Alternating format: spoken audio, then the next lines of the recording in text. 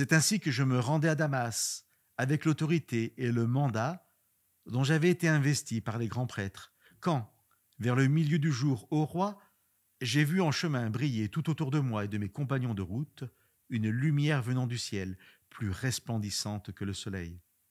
Nous sommes tous tombés à terre, et j'ai entendu une voix qui me disait, en langue hébraïque, Saoul, Saoul, pourquoi me persécutes-tu? Il est dur pour toi de regimber contre l'aiguillon?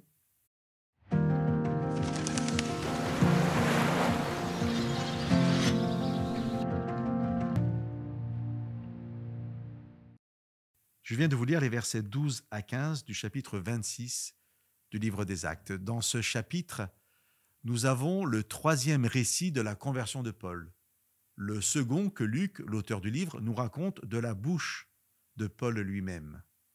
Ce témoignage de Paul est adressé au roi Agrippa et sûrement à sa sœur Bérénice, les deux étant venus à Césarée voir le gouverneur Festus, successeur de Félix. J'aimerais aujourd'hui m'intéresser à ce qui peut sembler à la lecture être de simples détails. Deux précisions de Paul qui pourtant, bien que secondaires en apparence, ont toute leur importance.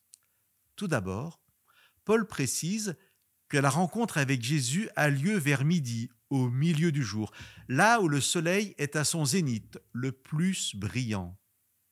Or, la lumière qui accompagne Jésus est plus brillante que le soleil.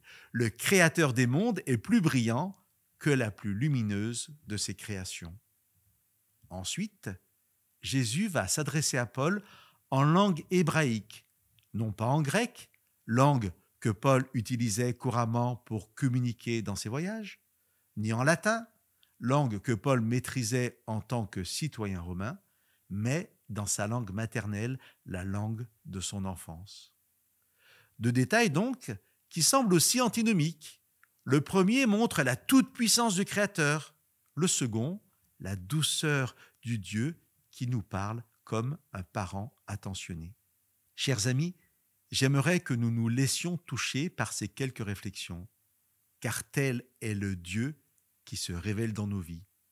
Jésus, comme pour Paul, Saul, pourra nous poser la même question que je vous relis dans la traduction en français courant. Pourquoi me persécutes-tu? C'est en vain que tu résistes, comme l'animal qui rue contre le bâton de son maître. Dieu fera, par sa toute-puissance, interrompre subitement nos chemins, si telle est sa volonté, et si nous nous égarons. Mais il le fera de manière à ce que nos cœurs soient sensibles et touchés par sa révélation. Dieu manifestera à la fois sa grandeur et touchera notre intimité pour nous assurer à la fois de son pouvoir et de son amour.